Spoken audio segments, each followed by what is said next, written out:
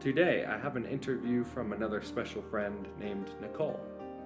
I'm excited to share this content because I have to admit, we have a lot in common regarding some of our personal beliefs, experiences, and values. Also, Nicole took some time during the filming process to really consider her answers carefully, and she does a great job of crystallizing her opinions in the interview. I actually filmed this interview with her on Halloween during a hike we did at Sugarloaf Mountain that day. Just like my interview with both Meg and Eric, it was the last time I saw Nicole before departing for Croatia. I want to thank Nicole for being a really incredible friend. She was particularly supportive this year when I was home, and the first friend and most consistent to take initiative in spending time with me. I miss her a lot, but I'm really glad that we had such a great opportunity to connect and consistently spend time together over the summer. Given my diaspora of friendships, the pandemic, and the complications and various life situations of our modern society, that unfortunately seems to be a more and more rare occurrence.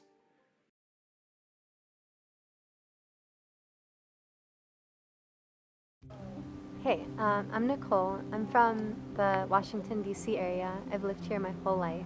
I've been doing meditation for self-awareness and for growth for the past 7 years or so.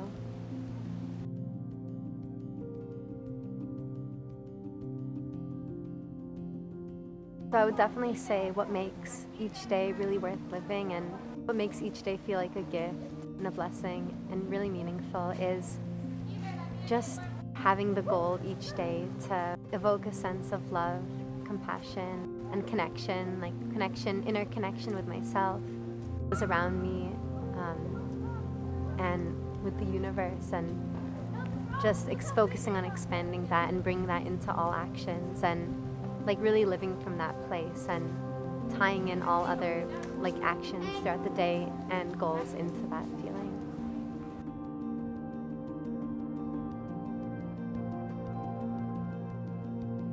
I mean, I would say it's actually very different, than how I was brought up and the culture I've been surrounded by. I guess my family is Lebanese and they're Christian also, and I would say, my life view and sense of purpose just differs a lot from like how I was brought up. I sort of came to it within myself like at a later age when I was 16, 17. I guess I did feel like separate from the upbringing and the framework I was brought up from a younger age when I was like 11 or 12. But yeah, I would definitely say the values I have now did not really come from any cultural upbringing.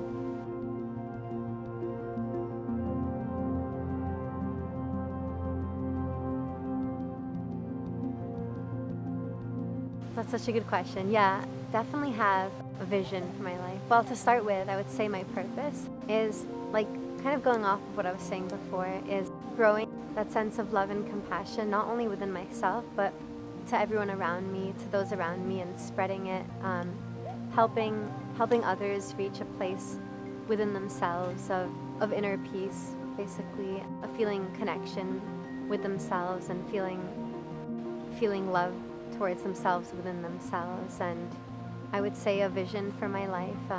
I do envision probably starting next year becoming a yoga teacher, a meditation teacher also, and leading retreats, teaching yoga retreats. And to me, yoga is just a very powerful tool in which those traits are cultivated.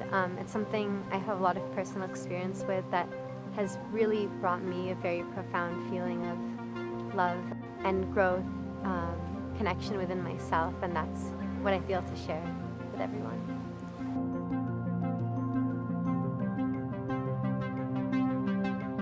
Core values, apart from compassion, empathy, I would say definitely being genuine, honesty, kindness are very important to me. And also just, I guess, in terms of like how I interact with the world or how I see those around me, seeing everyone as an expression like of the wholeness of the world and of the divine as well, and treating each being like human and otherwise, animals, plants, as basically treating them as if they were part of the divine and treating them with all love and respect.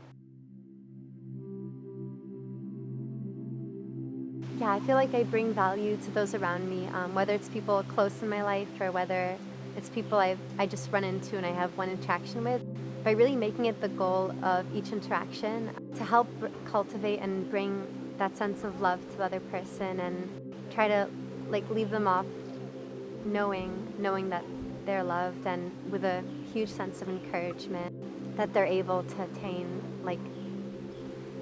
peace within themselves and their path, and just trying to be I guess a helpful boost on their journeys.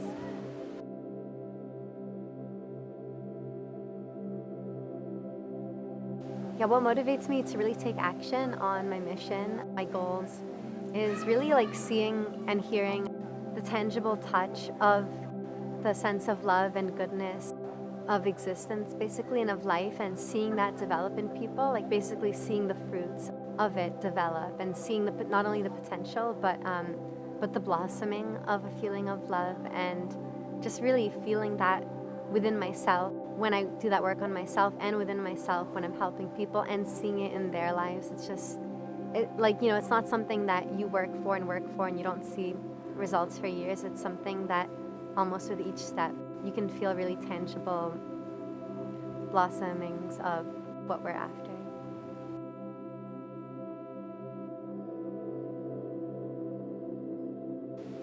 I'm very much inspired by my own experiences, by direct experiences, if even they were just for very brief moments, just kind of getting a taste or a glimpse of the ultimate feeling of love and connection and oneness, and just having those very brief moments just gives me so much inspiration to keep going. I feel so many hardships and moments, and even for months or years of process, and because the process itself might not always be the most comfortable, but I definitely feel all the discomfort and anything of one's own process is definitely worth those moments of where you're just feeling the ultimate love of your true essence and of your true nature, and just feeling so much love flooding in, and the feeling of oneness, and just feeling the touch of the divine. I feel those moments really inspire me to keep going and fuel me with inspiration for when I'm not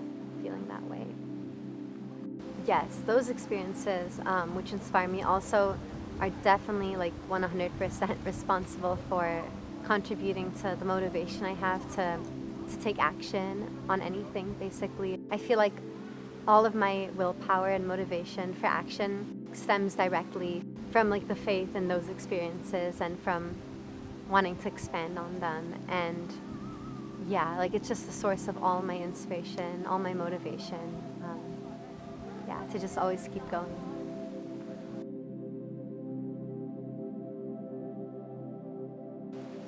I really feel the experience of deep connection and oneness with oneself and with the divine really lives beyond words, but to do my best to explain it, it's a feeling of a really deep knowing, a feeling of being at your true home, basically. A feeling of finding what you were always looking for. I think that's the first way I felt it really, oh, this is what I've always been looking for my whole life, but didn't know it sort of feeling.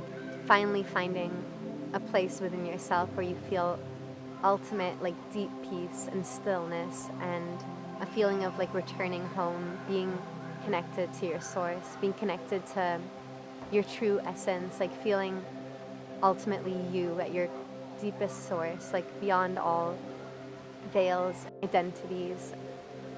And yeah, it feels so permanent, so real. You can just tell this is the real me, this is who I am, and you feel it.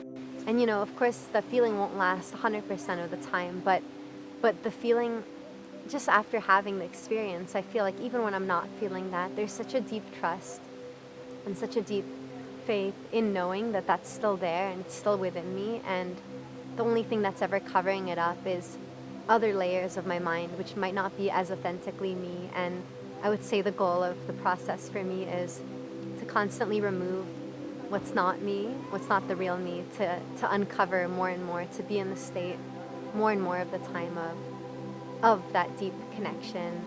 And it feels very intimate. It feels like a very intimate connection, like with your own self, with your own heart, but which really manifests into feeling very connected to everyone and everything. And just the sense of like ultimate goodness and love that is operating everything.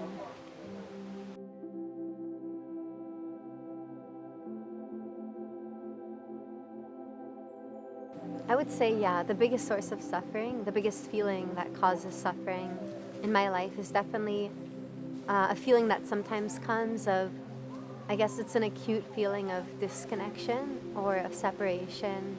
It's a very alone feeling, like I would say basically a feeling of aloneness, which I think is, definitely comes from an absence or a perceived lack of the feeling I previously described of oneness and connection.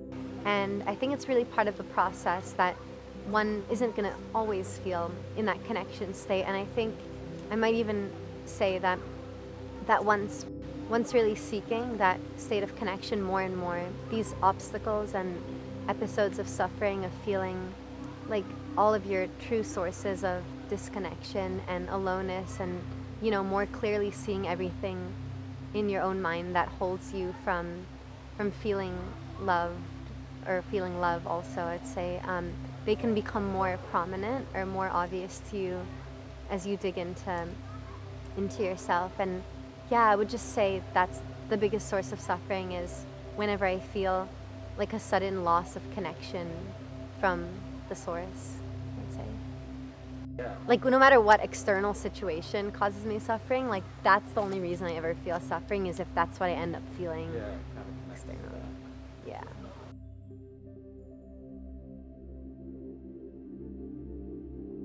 Yeah, I would say how I've grown and flourished. My biggest growths and breakthroughs have really been reaching more and more solidified and permanent levels of the ultimate state of connection within myself. But I think that really manifests outwards in how I interact with others. So I guess seeing more and more how others are really part of that, how others are, just seeing them with so much more compassion, seeing them as really expressions of the source of love, and seeing that, anytime anyone else ever acts in any way that I might not find the best, or nice, it's always because of their own internal suffering, and really all they need is compassion. I mean, of course, sometimes it's good to distance yourself from someone if needed, but I guess this process really shaped how I interact with others, and just having such a better sense of understanding of other people's process, because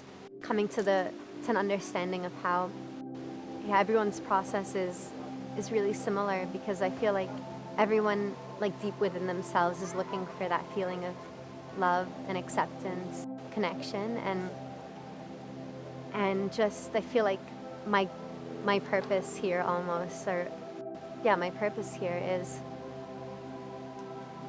is just to bridge that awareness within each person, of helping them feel that connection to themselves. So I feel like, that's very different from how I interacted with people like 10 years ago, before I discovered any of these feelings within myself. And I used to see everyone, feel very separate from everyone, feel very disconnected, like not being able to relate to most people. But now just seeing everyone from a very sacred lens, I would say.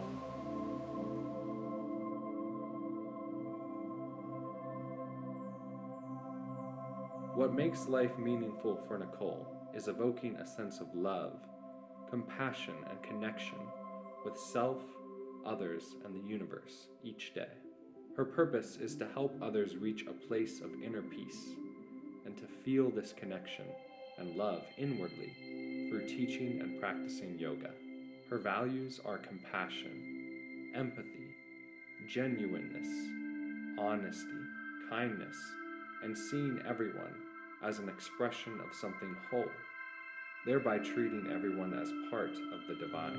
In fact, the latter is one of the primary ways Nicole contributes value. by cultivating that sense of love and wholeness in others and supporting them in their progress along such a path. Nicole is motivated by the experience of feeling and perceiving a sense of love and goodness within the entirety of existence, and also seeing other people develop this perspective for themselves, and then experience the tangible results that blossom from such a shift in consciousness.